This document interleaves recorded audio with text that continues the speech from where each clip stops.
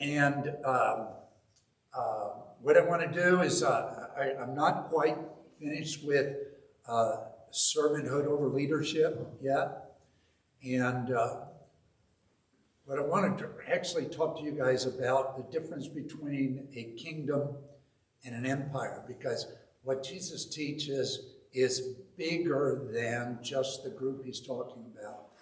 And it's a way of thinking. It's the kind of paradigm that causes people to think in a certain way.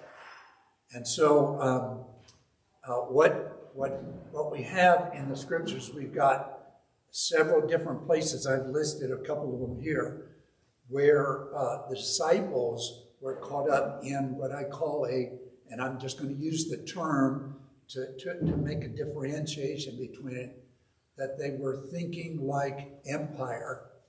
Jesus was teaching kingdom. And so empire thinking looks like this. At the same time came the disciples unto Jesus saying, "Who is the greatest in the kingdom of heaven?"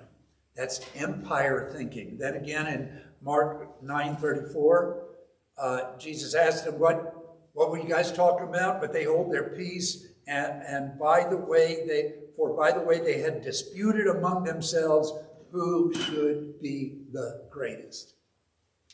Then in Luke 9:46, it says, then arose a reasoning among them, argument is a better word, which of them should be greatest. And then finally, and there was also strife among them, which of them should be accounted the greatest.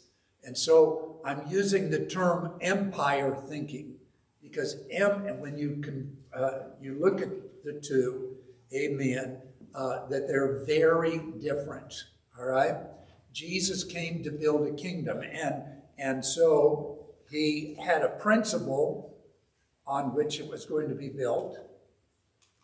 And he said this, after they kept talking about how great they were, after the mother of the sons of Zebedee came and tried to position her boys in a position on the right and left of Jesus in the kingdom, Jesus called them and said to them, "You know that the princes of the Gentiles exercise dominion over them, and them that are great exercise authority upon them.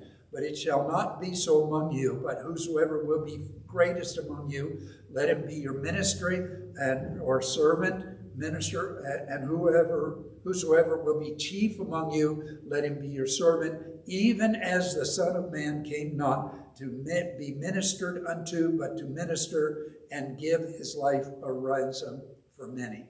All right? And so it's the differentiation between a kingdom and an empire is that a kingdom is focused on the rule of a single realm, and it is populated by homogeneous people that are, for the most part, uniform in nature. And so the kingdom thinking is thinking just in a very focused one realm, not a lot of realms, but just a singular. So in a kingdom, every agency, activity, action, expenditure, everything is done for the glory and honor to the king, so that it would be also, by extension, for the kingdom's sake. Everyone in the kingdom serves the purpose of bringing honor to the king and the kingdom. Everybody. They're all on the same page, all right? Even the king himself is a servant. So everyone serves in that capacity, all right? And of course, that's why Jesus said, "I didn't come to be served, but to serve," all right? And so things get real interesting when you deal with kingdom thinking, is because everybody that gets into the kingdom becomes a king, is made to be a king. Let me show you what I'm talking about here. Revelation 1:6 says, and he has made us kings and priests unto God and his Father. To him be glory and dominion forever and ever. Amen. Then in Revelation 5:10, and he has made us unto our God kings and priests, and we shall reign on earth. And then, of course, 1 Peter 2:9, he speaks about a royal priesthood, that we are a royal priesthood. He goes on to tell those people in the first century they were the chosen generation and that they were chosen to be a royal priesthood, a kingly priest, all right? And so then we go further with this concept, and we're always reading about he is the King of kings and the Lord of lords. 1 Timothy, which in his times he shall show who is the blessed and only potentate, the King of kings and the Lord of lords. In Revelations, he says, he shall make war with the Lamb, and the Lamb shall overcome them, for he is Lord of lords and King of kings, and they that are with him are called, chosen, and faithful. And then again in Revelation 19:16, and he hath on his vesture and on his thigh a name written, King of kings and Lord of lords. And so when you're dealing with kingdom, everybody that comes into the kingdom becomes a king. Everybody serves the purpose of bringing glory to the kingdom. No big I's and little U's. Everybody's the same. All right? Now, an empire, on the other hand, focuses on expanding its rule by conquering. All right? Empires are made up of conquerors and the conquered, overlords and underlings, those who rule and those who submit to the rule. And homogeny is not established by likeness, but homogeny is established by edict rather than unity. And so Jesus has always condemned leadership by dominion. That's what he's trying to do with the disciples. You're not, I'm not calling you to be leaders, I'm calling you to be servants, and it's not leadership but by dominion. The reason, because no matter what you apply it to, leadership by dominion is nepotism, and every government is guilty that is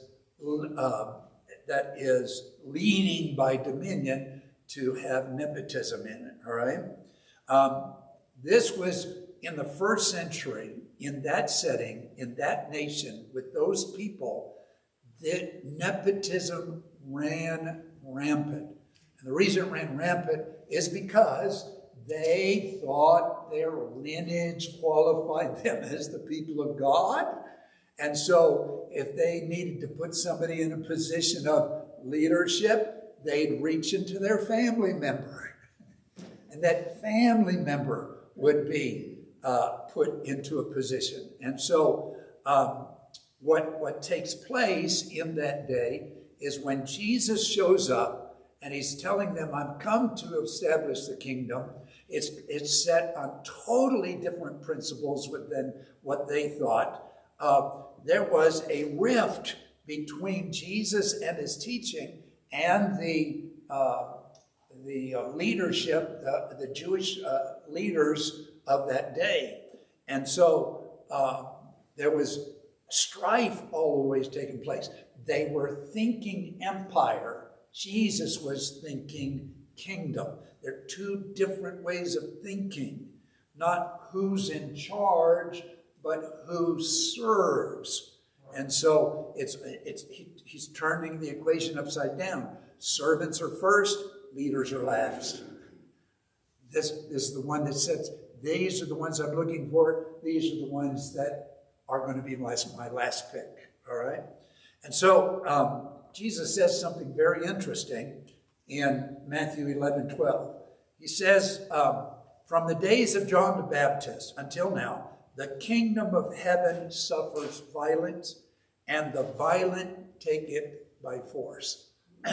Now, heard a lot of preaching about you must be violent to get in the kingdom. And that is just as wrong-headed as it can be. Anybody hear a sermon about you have to be violent to get in the kingdom? You just got to go all out. You got to be violent to get in this thing. Okay, it is just as wrong-headed as can be. All right, Jesus is not advocating for people to force their way into the kingdom. Amen. As if it took an act of violence to get in. All right. What he's speaking of, he's speaking about the kingdom being taken captive by the religious leaders of the Jews who rejected Jesus as the Christ. They have taken the kingdom, the promise of the kingdom, the concept of the kingdom, and they have twisted it around to empire. That's why they rule by edict.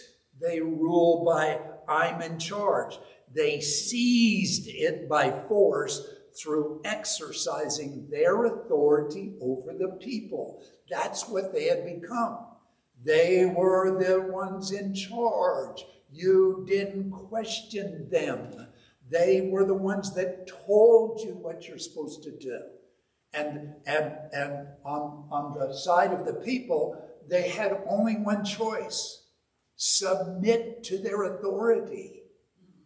And so this empire thinking was rampant in that day. It was completely opposite of what God intended, all right? And so with that said, I want to turn you to one of the most abused scriptures in the Bible. Now, there's a lot of ones, just like the one I told you about, all right? But here's the one that is abused more than anything else by church